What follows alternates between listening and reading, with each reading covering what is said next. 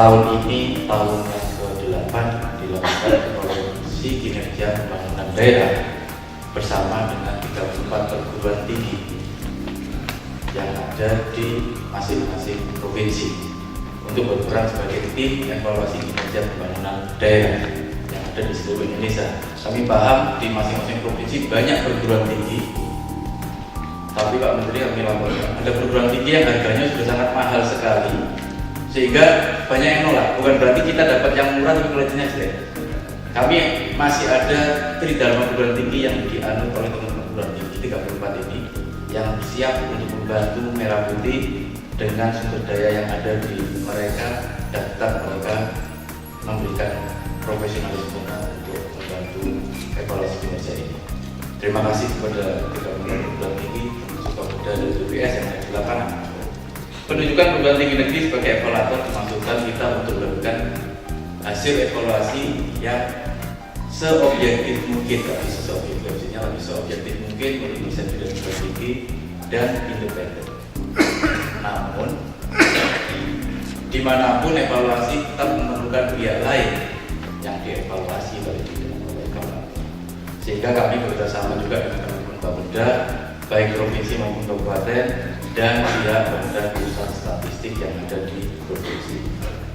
Fokus pelaksanaan EKPD tahun 2015 ada dua. Yang pertama adalah pengumpulan data dan target sasaran pokok rencana pembangunan jangka menengah nasional tahun 2015-2019 per provinsi sebagai baseline untuk melaksanakan evaluasi di tahun berikutnya. Jadi 2016 lagi kami akan punya kegiatan evaluasi dan evaluasi tematik untuk membentuk model pada 7 prioritas dimensi pembangunan dengan tema wajib harus dianalisis ialah revolusi mental dan tema pilihan dalam rangka harmonisasi perencanaan pusat dan daerah. Dan masing-masing daerah pada segmen awal kita berikan pilihan daerah siap untuk sektor unggulan yang ada. Jadi 34 provinsi Pak Menteri kami laporkan masing-masing daerah punya karakteristik yang berbeda sesuai dengan sektor unggulan yang menjadi pilihan daerah sehingga perlu sinkronisasi pusat dan daerah.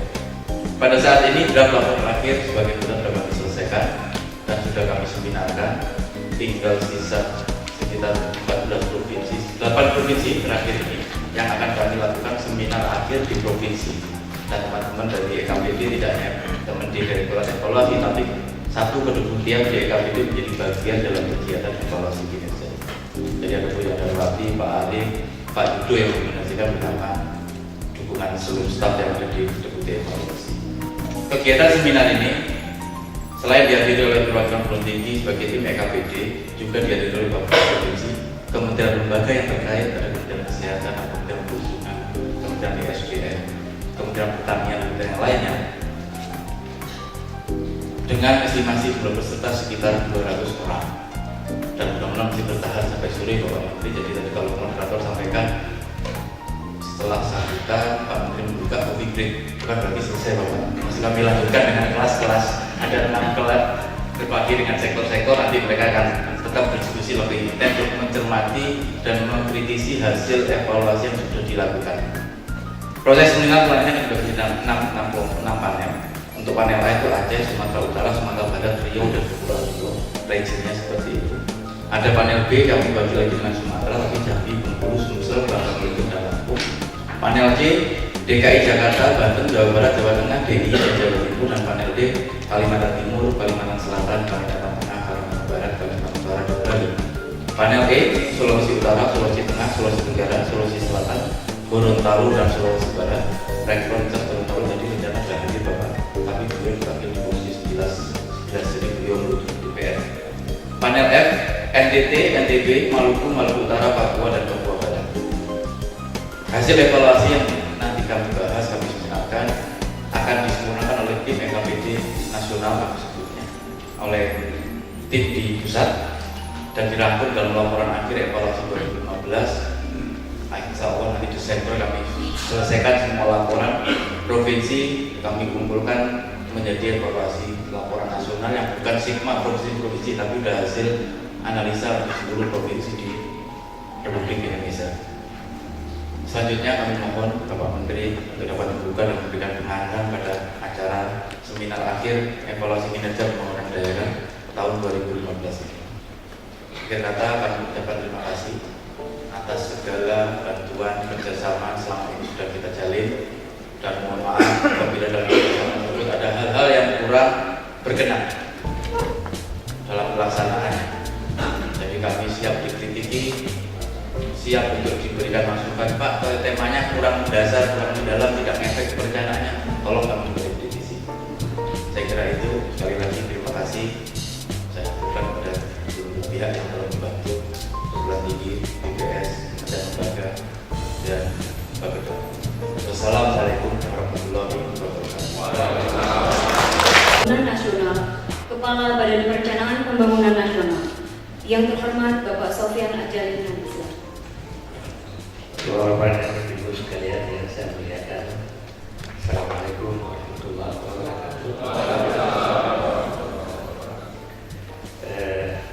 Saya senang sekali pada hari ini bertemu dengan Bapak.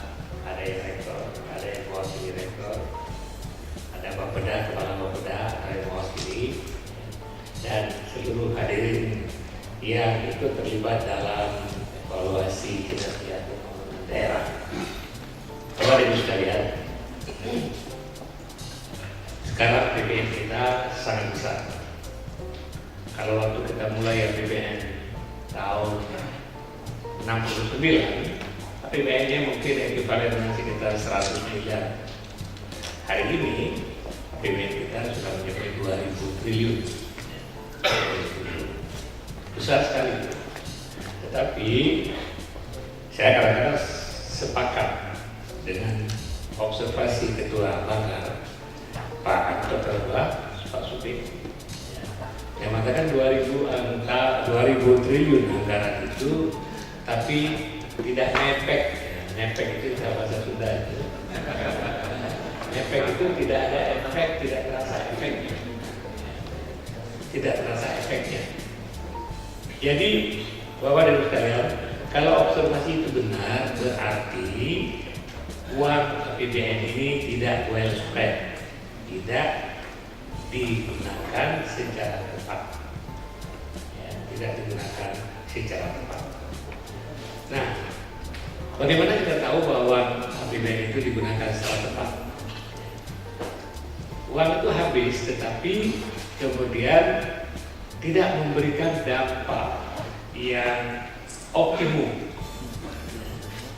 Nah, oleh sebab itu salah satu fungsi untuk mengetahui atau untuk membuat APBN yang besar itu memberikan efek yang optimum, ya. Kalau tadi katakan nggak memberikan efek itu eksesif atau pernyataan yang berlebihan, ada efek, ada efek, tetapi tidak optimum, yang saya pikir lebih tepat. Nah, oleh sebab itu bagaimana kita bisa mengalokasikan atau memanfaatkan dana APBN besar itu untuk memberikan efek. Maka secara teori, nah biasa ini di corporate ya, yang paling efisien. Korporasi itu sangat efisien menggunakan uang. Korporasi, pemerintah. Kenapa korporasi sangat efisien menggunakan uang? Karena pertama adalah ada pemilik langsung besar, pemegang sahamnya. Kalau perusahaan tidak menggunakan uang secara efisien, pemegang sahamnya rugi, bahkan bisa bangkrut. Tapi kalau misalnya dengan efisien, pemegang saham akan dapat dividen, akan dapat keuntungan yang besar. Oleh sebab itu, secara sistem, secara inherent, perusahaan itu punya kecenderungan untuk dikelola secara efisien. Tapi itu perusahaan swasta. Kalau BUMN tidak beda dengan pemerintah. Karena apa? Pemerintah ini yang kita bicara dulu tentang moral hazard. Secara teori, moral hazard itu apa sih? Moral hazard itu kalau bahasa gaulnya, kalau mati bukan keluarga kita, kalau rugi bukan harta kita peduli nggak? Bapak peduli nggak? Ada yang peduli, tapi yang standar moralnya tinggi. Satu kali waktu saya masih kecil, kita lewat di sebuah komplek, jalannya itu ada pembatas jalan di tengah ada pohon, kiri kanan jalannya ke arah kiri dan kanan. Di sebelah kiri orang pesta perkawinan, di sebelah kanan orang meninggal lagi disolatkan. Apa namanya? Ya, sebelah kiri ada janur kuning, di sebelah kanan ada bendera kuning. Saya ingin tes, saya waktu itu masih umur 6 tahun, namanya Lutfi. Gimana ini? Orang ada yang berpesta pora, ada orang yang berduka cita. Anak saya sangat surprise saya. Yang salah yang mati, Pak. Kenapa? Kalau pesta perkawinan sudah direncanakan jauh-jauh hari. Kalau mati, kenapa mati waktu orang berpesta? Jadi orang ini jadi tidak simpati kepada orang yang meninggal. Itu betul sekali jawabannya. Tapi dari segi moral hazard, kenapa orang itu tak berpesta? Karena yang mati bukan keluarga dia. Jadi kalau mati bukan keluarga kita, kalau rugi bukan harta kita peduli kan? Bahkan kadang-kadang kita senang kalau orang rugi. Ini penyakit orang Indonesia, kata penyakit SMS. Suka melihat, senang melihat orang susah melihat orang senang. Ini penyakit mental kita ini, waduh buruk. Ya, nah, kecuali sedikit orang, ya, kecuali sedikit orang. Oleh apa namanya, orang istilah agamanya itu, kecuali orang-orang yang bertakwa. Nah, kalau bertakwa itu dia tidak senang melihat orang susah dan tidak susah melihat orang senang. Tapi pada umumnya kita ini kan, ya begitulah. Bapak Ibu sekalian, oleh sebab itu moral hazard terjadi dalam pengenalan pemerintah juga. Kenapa? Pemerintah kadang milik, nggak ada pemilikan, ya kan? Milik kita semua, sama juga BUMN. Tapi kalau saya punya perusahaan, itu milik saya, ya, dan saya akan sangat care, ya kan? Karena kalau dikelola dengan baik, perusahaan itu akan untung. Kalau dikelola dengan buruk, perusahaan itu akan rugi, dan saya rugi. Tapi kalau misalnya 2.000 triliun habis kita spend, nggak ngefek lagi, peduli lagi. Peduli sih, tetapi pada umumnya tidak sepeduli kita kalau itu harta kita sendiri. Lebih itu Bapak Ibu sekalian, ini dilema dalam pembangunan, dilema yang kita ada. Caranya mengatasi itu bagaimana? Regulasi, rule, regulation, standar, prosedur, perencanaan yang sesuai dengan ini. Ini kita guide, ya, kita bikin rambu-rambu dengan ketentuan. Tapi rambu-rambu itu adalah paksaan eksternal. Karena paksaan eksternal itu berhasil kalau kita yakin bahwa rambu-rambu itu mampu memaksa kita. Tapi kalau rambu-rambu kita pikir bahwa law tidak di-enforce, aturan tidak ditegakkan, rambu-rambu itu cuma menjadi norma itu aja. Ya. Nah, Bapak Ibu sekalian, oleh sebab itu sebenarnya yang paling penting juga bagian dari pembangunan itu adalah penegakan hukum. Karena penegakan hukum itu, sekarang misalnya kita lihat ya, dulu sebelum ada PPK, rasanya di Indonesia korupsi nggak ada. Ya, nggak ada korupsi waktu itu ya. Kalaupun ada jarang sekali. Zaman Pak Harto nggak ada korupsi, nggak ada korupsi. Satu-satunya yang korup waktu itu adalah kepala Dolok Kalimantan Timur namanya Budi Haji, ya, yang masuk penjara, dan itu berita hebohnya luar biasa. Ya, jadi lebih bagus dengan Pak Harto, nggak ada korupsi. Masalahnya adalah apa? Karena enforcement hukum, penegakan hukum tidak menjadi prioritas. Nah, Bapak Ibu sekalian, Singapura sejak mereka bangun, mereka tegas sekali tentang penegakan hukum dan disiplin hukum. Di Kuala Lumpur menulis dalam buku pengalamannya, dia punya teman sama-sama sekolah di London. Ya. Dia itu istrinya berteman, dia berteman. Mereka tinggal di apartemen sebelah menyebelah di London. Lee Kuan Yew masih punya anak kecil yang sekarang jadi Perdana Menteri itu masih kecil. Ya. Dan temannya punya anak pada umur yang sama. Apa yang terjadi katanya? Istrinya juga kuliah, dua mereka kuliah. Dek, nanti aja riset, tidak usah. Ya. Nah, ini tradisi kita ini. Nanti disiapkan makanan sebelumnya, ya, atau setelahnya, ya kan? Nanti kita bikin SOP. Bapak juga bikin SOP. Kalau nggak mengganggu, toh, ya, mengganggu. Apalagi kalau nggak mendengar pidato mengganggu bikin SMS. Itu bapak ini, ya. Bapak kita di belakang pidato apa yang diceritakan. Saya cerita beliau nggak tahu. Dia belakang bapak persis. Begitu serius bikin SMS gitu ya. Jadi dengan beliau ketahuan apa yang dikatakan, malah kita ketahuan beliau gitu ya. Jadi apa yang terjadi dengan Lee Kuan Yew? Zaman mereka berteman. Kalau istrinya sekolah, anaknya titip pada temannya. Kalau istri teman sekolah, titip pada istri Lee Kuan Yew. Menjadi teman betul. Pulang ke Singapura, Lee Kuan Yew jadi Perdana Menteri, teman itu menjadi Menteri Perumahan. Temannya, Menteri Perumahan. Apa terjadi kemudian sikatnya? Waktu itu Singapura lagi ditata ulang, rumah-rumah landed diubah menjadi blok-blok kota yang jadi seperti sekarang. Jadi kemudian tanah itu rumah digusur, dibikin apartemen, mana saat dipindahkan ke apartemen. Karena Lee Kuan Yew melihat kalau rumah di tanah tidak akan mungkin bisa menampung penduduk yang banyak, pulaunya terlalu kecil. Mulai ditata. Singkat cerita, akhirnya satu saat temannya yang Menteri Perumahan itu ditangkap oleh Komisi Anti Korupsi dari sini. Kenapa salahnya? Salahnya dia adalah ini ada blok. Blok ini ada satu tempat itu disediakan untuk sekolah, untuk umum.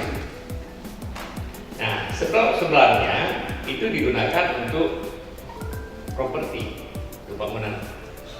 Rupanya fasilitas atau tempat yang didesain, yang direncanakan, yang dalam RT RW-nya katakanlah, dalam perencanaan blueprint-nya untuk tempat umum itu lebih tepat dan lebih tinggi nilainya kalau digunakan untuk properti. Ya, oleh sebab itu namanya developer pintar kan? Dia dekatin Pak Menteri, Pak Menteri kita tukar aja ini. Yang ini menjadi properti, yang tempat properti jadikan fasilitas umum. Kesannya kan simpel sekali ya, gitu? Cuma pindah tempat aja. Nah, akhirnya beliau setuju dan diberikan hadiah diskon apartemen, yang dibangun apartemen itu diskon 20% dan tiket berlibur ke Bali. Itu kejadian pada tahun 72, Bali baru Sumatera. Ditangkap oleh KPK gara-gara menerima gratifikasi, ya kan, dan gara-gara mengubah zoning, ya, tata ruang itu bertengah-tengah ketentuan. Nah, waktu dia ditangkap, Lee Kuan Yew sedih benar, sangat sedih karena teman-teman. Tapi kemudian Lee Kuan Yew tidak mau datang karena dia belum, ya, dia ditahan, nggak mau datang. Dia kirim istrinya untuk nemuin. Datang istrinya, dia bilang Lee tidak bisa datang, tidak tepat kalau Menteri datang ke penjara, orang bertahan. Tapi Lee sangat kecewa. Ya. Akhirnya singkat cerita apa yang terjadi kemudian orang ini, ya, merasa sangat bersalah. Waktu sebelum dibawa ke pengadilan, dia bunuh diri. Ya, bunuh diri dan menulis surat kepada Lee permohonan maaf karena kepercayaannya. Ya. Intinya apa? Maka di Singapura itu korupsi praktis tidak ada karena fondasinya diletakkan dengan negara hukum yang baik. Kita di Indonesia zaman Orde Baru pembangunan fisik pembangunan ini bagus sekali, tetapi penegakan hukum mendapat kurang perhatian. Akibatnya terjadi berantakan. Semua ini adalah Salah satu adalah karena lack of law enforcement. Bagaimana bisa jalan berbelok-belok, bagaimana pada tempat yang harusnya jalan tembus ada gedung misalnya, ya. Dan banyak lagi karena zoning law tidak diterapkan, itu bisa satu contoh. Kemudian orang bikin properti di luar kota, misalnya di Jakarta ini, daerah Cinere, kawasan perumahan begitu besar, jalan keluarnya begitu kecil. Ya. Itu hal-hal yang waktu itu kita kurang mendapatkan perhatian penegakan hukum. Kota Banjarmasin, Pak di sini ada orang Banjarmasin? Ada. Kota Banjarmasin itu dibikin oleh Belanda dengan model Amsterdam, penuh dengan kanal-kanal. Karena kota itu dibikin di tempat rawa-rawa, penuh kanal-kanal.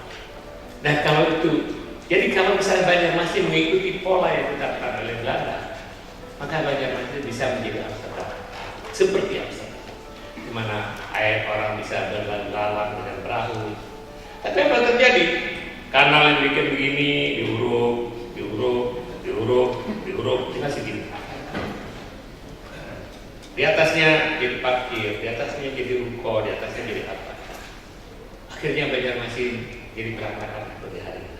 Karena waktu itu kita tidak tegakkan perhulu. Ya Bapak Ibu sekalian, itu sebenarnya karena moral hazard tadi. Ya, moral hazard tadi.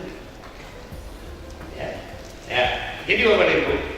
Nah, oleh sebab itu sekarang kita menegakkan hukum. Tapi kemudian ada beberapa case hukum itu dibajak. Menegakkan hukum dibajak. Ada orang baru tender, belum penetapan pemenang, atau baru diumumkan bahwa si A akan jadi pemenang. Pihak yang kalah atau LSM ngirim surat kaleng kepada aparat penegak hukum. Ada juga aparat penegak hukum yang menyalahgunakan kekuasaan. Berdasarkan surat kaleng itu dipanggil orang, ya kan? Itu terjadi banyak. Padahal tender belum dimenangkan, uang belum ada keluar, sudah mulai dipanggil. Nah, ini serang pemerintah menertibkan yang seperti ini. Tapi korupsi kita akan perang. Akibatnya sekarang orang-orang bisa terlalu banyak korupsi. Apalagi terhadap KPK, itu banyak sekali orang korupsi. Dulu pernah gak ada korupsi ya. Oh, Ibu sekalian. Nah, bagaimana pembangunan ini, uang yang ada, APBN yang ada, ya makin hari makin besar jumlahnya, harusnya bisa mencapai sasaran. Maka 3 hal. Yang pertama adalah kita plan yang baik, perencanaan yang baik. Ya, plan yang baik. Maka pemerintah sekarang berkomitmen untuk menyiapkan mulai tahun depan ini pembangunan yang berkualitas. Apa itu pembangunan berkualitas? Pembangunan yang mencapai sasarannya. Pembangunan misalkan lebih ke jalan, itu jalan sesuai dengan spesifikasi. Jangan seperti jalan di Indonesia, orang mengatakan itu pantura apa? Setiap tahun diperbaiki lagi, tahun depan diperbaiki lagi. Ada terus proyek pantura itu. Teman-teman TPU di sini barangkali bisa menjelaskan kenapa proyek itu tiap tahun. Apakah proyek uangnya kurang, atau speknya kurang, atau spek tidak di-enforce? Ada jembatan di mana itu? Di Kutai di mana itu? Yang ambruk, ya, yang ambruk jembatan baru dibangun ambruk. Ya, udah selesai. Itu karena kita tidak menerapkan spek atau perencanaan tidak bagus, ya kan? Jadi kemudian kalau perencanaan bagus, kita akan mulai memikirkan tentang pembangunan perencanaan yang bagus, perencanaan yang bagus, kemudian kontrol yang bagus, pengendalian yang bagus. Yang kedua eksekusi. Ya, kalau rencana sudah bagus, dieksekusi. Eksekusi yang bagus. Kemudian terakhir cek ini evaluasi. Jadi kalau teori manajemen ada yang mengatakan POEX, tapi kalau saya lebih senang pada plan, execution, check. Plan, execution, check. Yang jadi masalah kita selama ini barangkali, ya, di semua lini kita kurang. Ini harus kita perbaiki terus. Perencanaan yang lebih bagus, eksekusi yang lebih bagus, dan kemudian evaluasi yang baik. Kalau bisa kita lakukan itu, maka insya Allah APBN yang makin tahun makin besar itu akan memberikan manfaat yang sebesar-besarnya sesuai dengan harapan. Kalau ini dilakukan dengan bagus, mungkin orang nggak ada korupsi, orang nggak perlu masuk penjara. Ya. Karena masuk penjara kasihan. Orang-orang terbaik kadang-kadang orang pintar sedikit di Indonesia sudah pintar masuk penjara lagi, makin sedikit yang tinggal. Ya. Nah ini perbaiki sistem, Bapak dan Ibu sekalian. Saya punya contoh ya, bagaimana misalnya proyek Pelindo New Priok. New Priok itu pelabuhan Kali Baru. Itu Kali Baru adalah pelabuhan yang dipiling di atas laut. Yang menang tender PTPP BUMN. Kemudian Pelindo menyewa pengawas Royal Haskoning, perusahaan Belanda. Kemudian dibangun dan diawasi benar-benar diawasi. Kalau perlu bongkar, disuruh bongkar, ya kan? Pokoknya nggak ada kompromi. Sehingga akhirnya setelah itu jadi ditender untuk mengoperasikan. Yang menang Mitsui, perusahaan Jepang. Waktu itu saya ketemu dengan orang Mitsui, tanya gimana kualitas pekerjaan. Dia bilang 2 thumbs up, 2 jempol. Kualitas bukan dari 1 jempol, 2 jempol. Kualitasnya begitu bagus. Kuncinya kenapa? Karena pengawas yang baik. Ya, di samping punya yang baik. Bapak dan Ibu sekalian, kenapa produk-produk bangunan Belanda ini bangunan Belanda bukan? Ya, Anda nggak akan melihat ada defek. Karena pengawas, karena rencana. Ya, di kampung saya dulu ada waduk dibikin oleh Belanda. Ya. Tahun 1904 waduk mengairi sawah kecil, waduk kecil ini. Kemudian pada tahun 80 ada lagi waduk kecil, ya sungai kecil ini dibikin oleh pemerintah Republik, oleh Pemda. Kemudian banjir beberapa tahun kemudian, bangunan Belanda tetap ada, bangunan yang dibikin oleh Republik ini di bawah air. Kenapa Belanda bisa bikin lebih baik? Itu tadi perencanaan yang baik, eksekusi yang baik, dan pengawasan yang baik. Jadi Bapak Ibu sekalian, bahwa fungsi Bapak adalah bagaimana kita melakukan evaluasi pembangunan ini. Ya. Evaluasi pembangunan itu akan menjadi input untuk perbaikan perencanaan berikutnya. Nah, Bapak dari universitas, Bapak dari Bapeda, ya, ini tolong kita pikirkan sama-sama bagaimana kita memperbaiki kualitas perencanaan. Kemudian bagaimana evaluasi, ya. Sehingga Bapak Ibu sekalian, pembangunan itu misalnya, kalau Bapak di universitas mungkin ada mahasiswa yang melakukan tesis, master, ada mahasiswa yang melakukan skripsi, itu bisa digunakan juga sebagai sarana mereka untuk melakukan evaluasi. Ada sesuatu yang concern Bapak tentang program pertanian misalnya. Coba anak mahasiswa yang fakultas pertanian itu suruh pergi ke sana dengan paradigma bagaimana kita menilai. Apakah itu mencapai sasaran atau tidak? Apakah ada cara yang lain? Dan berapa banyak antara kita di Republik? Kita pergi dengan presiden beberapa waktu yang lalu ke Aceh. Itu ada waduk dan bikin, ya, dibikin 8 tahun yang lalu. Setelah bikin waduk, airnya dibuang ke sungai. Karena nggak ada saluran irigasi primer, tersier. Sawah di sana masih tetap sawah kadang hujan. Ya. Nah ini perencanaan. Waktu itu distorsi yang terjadi. Itu terjadi pada semua lini loh. Ya, berapa banyak program-program pembangunan, proyek-proyek pembangunan yang penting selesai. Yang penting selesai. Apakah itu bermanfaat atau tidak? Nah, evaluasi kita juga selama ini pasti kepada output, bukan outcome. Ya, harusnya tujuan akhir daripada servis pemerintah apa? Outcome. Manfaatnya apa bagi masyarakat? Yang pertama. Tapi yang banyak evaluasi sekarang output. Ya, waktu saya di Menko, pekerjaannya itu outputnya adalah rapat. Outputnya rapat. Tapi mengenai Menko kerja rapat, kan?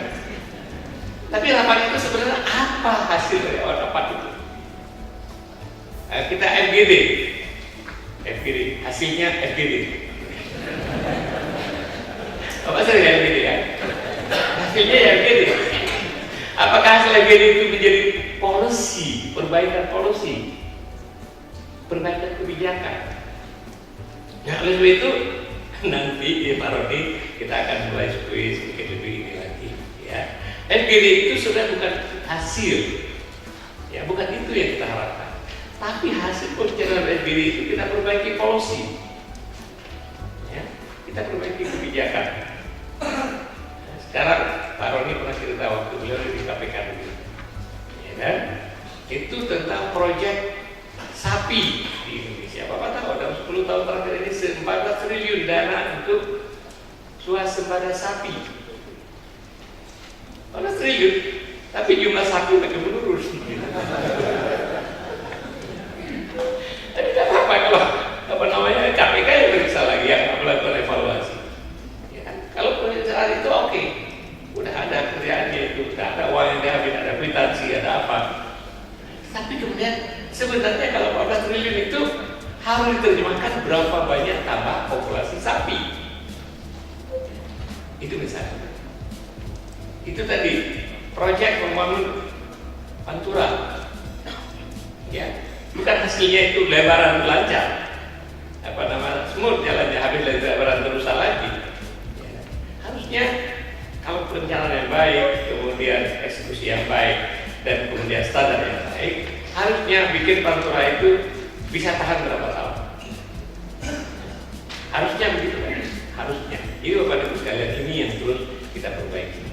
Bahwa Bapak di daerah juga karena uang ini banyak. Kalau kita tidak gunakan secara baik, maka tidak akan mendapatkan hasil yang terbaik. Nah, kalau Bapak di universitas ini banyak yang bisa Bapak lakukan, terutama melakukan evaluasi tentang kesesuaian. Tapi evaluasi itu juga kita harapkan menjadi feedback bagi pemerintah daerah, bagi Bapeda dalam memperbaiki kebijakan. Bahwa misalnya saya pernah pergi ke Ketapang, itu pernah dibikin program membuka sawah. Ketapang sawah sudah dibuka, saluran-saluran sudah dibuka, kan? Ternyata padi cuma boleh ditanam 1 tahun pertama, 1 musim. Musim berikutnya tidak bisa karena sudah banyak zat besi, iri, airnya merah keluar. Usahakan padi, ya, apa aja nggak perlu tumbuh, rumput liar pun nggak perlu tumbuh. Ya kan? Itu kenapa? Perencanaan yang salah. Kok di situ dibikin sawah? Tapi kan ada program pencetakan sawah. Sawah sudah dicetak, iya sudah dicetak. Apakah mama ada tidak? Tidak usah lain. Berapa banyak uang habis? Pemeriksaannya ada, di periksaan BPK ada sawah. Tapi sawah kita tunggu apa? Nah itu perencanaan yang bagus. Ya harusnya tes soil dulu kan, di tes soil kemudian beberapa lama dicoba baru bikin. Kita ini cenderungan duitnya ada, bagaimana kita spend, bagaimana kita habiskan. Bapak Ibu sekalian, saya pikir itu bagian dari moral hazard tadi. Kecuali sebagian kecil orang yang merasakan bahwa ini adalah panggilan tugas, ini adalah panggilan amal, ini adalah panggilan Tuhan untuk berbuat suatu kebaikan ke orang banyak. Ya. Saya suka baca, kalau Bapak suka baca harian Kompas halaman 16, itu orang-orang yang dapat panggilan tugas yang luar biasa, orang-orang biasa, kontribusi yang luar biasa. Ada seorang di Gresik, dia lihat kampungnya kemakan abrasi terus. Terus dia ingat dulu sawah, kampung itu sampai 1 kilometer ke laut. Kok sekarang laut makan ini? Masjidnya sudah digusur, dimakan oleh laut. Terus dia ingat waktu dia kecil itu banyak pohon bakau. Kemudian Bapak itu tiap hari pulang dari sawah, pulang dari mana, cari jibat. Dia semaikan, dia tanam, semaikan, dia tanam, semaikan dia. Selama 20 tahun dia kerjakan itu sendiri, menyelamatkan hampir 1 hektar. Dia bukan birokrat, nggak dapatkan pagi, bukan kepala Bapeda, bukan kepala Bapeda juga, tapi panggilan tugas. Ya. Nah, kemarin 2 hari yang lalu berita tentang seorang nama SPMA ya, di Malang. SPMA jadi kerja kemana-mari, nggak dapat pekerjaan, kemudian dapat kerja apa sebentar di ini, kemudian dia pikir bukan sini tempat saya. Dia pulang ke kampung, dia mulai bertani dan meneliti. Dia mendapatkan berbagai bentuk obat anti insek, anti hama. Ada yang jamur, ada yang apa. Tetapi yang jadi masalah adalah dia menemukan sendiri, dia menemukan begitu banyak produknya yang minta dipatenkan, dia nggak mau. Karena kalau paten cuma dia menguntungkan dia, sudah patenkan nggak apa. Tapi dia punya standar moral lebih baik, bagaimana ini bisa dibagikan ke sebanyak mungkin orang. Tapi dia nggak pernah studi penyakitnya apa, inseknya, hamanya apa, kemudian jamur apa yang harus diberikan, ya, spor apa yang harus diberikan, ya, bukan pendekatan chemical, begitu hama semprot, akhirnya hama berubah. Ini orang seperti di Kompas itu banyak sekali cerita orang seperti ini. Ini harus kita promosikan, Bapak. Ya, karena merasa bersalah waktu Indonesia sangat terbatas dibandingkan orang-orang tadi. Ya, itu dulu di Puncak ada orang yang menanam pohon di hulu Sungai Ciliwung. Ya, dia bibitkan pohon tradisional, dia tanamkan di bibit Ciliwung. Sekarang mungkin ratusan ribu pohon sudah tumbuh di sekitar bibit Ciliwung di atas. Di mana ada tanah dia tanam. Di mana ada tanah dia tanam. Bahkan bahkan dia digebukin oleh pemilik villa karena dia tanam pohon di pinggir Ciliwung tapi milik orang. Dia tak merasa bosan, ada rasa tanggung jawab. Bapak Ibu sekalian, ini kita bicara tentang apa? Oleh sebab itu, universitas ini pertama tadi Pak Deputi mengucapkan terima kasih kepada Bapak. Ada yang punya semangat 45, ya, semangat merah putih. Uangnya sedikit tapi siap. Saya baru pidato kemarin, baca pidato saya tentang Hari Pahlawan. Memang Hari Pahlawan itu tahun pahlawan tahun 45. Orang nggak mikirkan nasibnya, nggak mikirkan jiwa raga dimakan, nggak mikir duit, nggak mikir naik pangkat. Ya. Nah, barangkali Bapak juga masih punya semangat itu. Tapi semangat itu bagus kan? Tapi saya pikir Pak Roni, di samping semangat 45 itu kita harus pikir desain yang bagus, kita evaluasi, berikan uang yang cukup. Ya. Sehingga hasilnya Pak Roni kita pikirkan terdepan.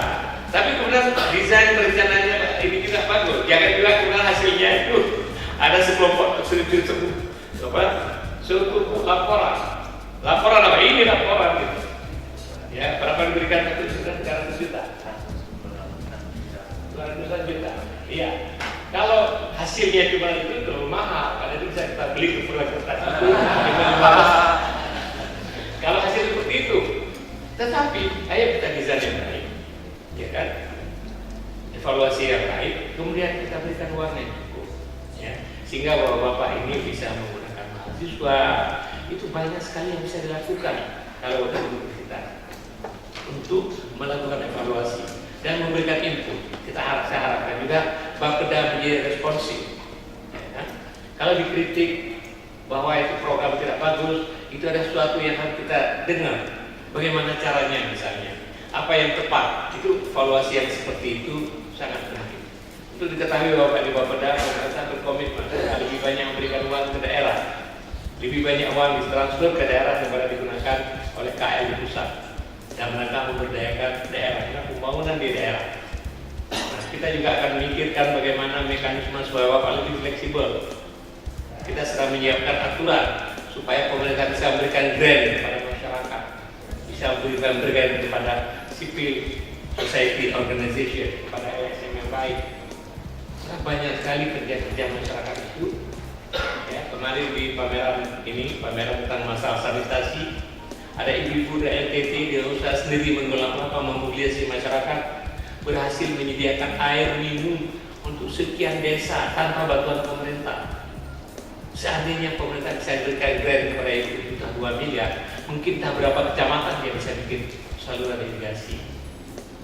Ada bapak-bapak yang mau bikin bank sampah, ya seorang banker tadi di BCA, ya di daerah Pademangan kemana di sini, bikin bank sampah dengan modal sendiri. Sekarang bisa menyelesaikan dan mengurangi sampah lebih dari jumlah yang besar sekali. Kalau pemerintah bisa berikan grant entah 1 miliar, entah 2 miliar, itu jauh, entah 10 miliar, mungkin berapa satu kota Ahmadiyah yang bisa mengurangi sampah. Ya. Bapak Ibu sekalian, itu hal-hal yang. Dan sebab itu, terima kasih sekali atas kehadiran Bapak dan terima kasih sekali atas partisipasi pada evaluasi kinerja pembangunan daerah. Yang terpenting Pak, mari kita terus tingkatkan kualitas. Ya, insya Allah kalau semua rakyat, semua bapak-bapak, semua orang Indonesia punya komitmen yang sama untuk arah kebaikan, maka Indonesia ini akan menjadi negara yang jauh lebih baik. Sekarang saya bisa cukup baik, orang Indonesia cukup bagus, tetapi kalau lebih banyak lagi, apalagi semua kita kemudian ini, maka Indonesia saya yakin akan menjadi negara yang kita bangga dan tinggalkan negeri ini kepada anak-anak cucu kita, menjadi negara yang tegak di depan bangsa-bangsa yang lain secara terhormat. Terima kasih. Assalamualaikum warahmatullahi wabarakatuh.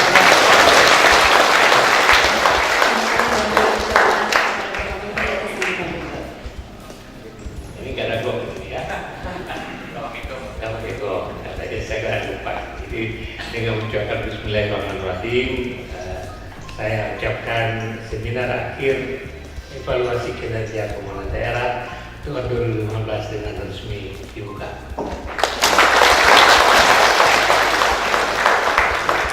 Terima kasih banyak kami ucapkan kepada Bapak Menteri atas pembukaan dan sekaligus sambutannya. Bapak Ibu yang terhormat, acara kita selanjutnya adalah coffee break selama 15 menit dan acara akan kita lanjutkan kembali dengan panel, di mana panel akan dibagi dalam 6 kelompok dan informasi pembagian kelompok Bapak Ibu dapat lihat di meja depan registrasi. Sekali lagi,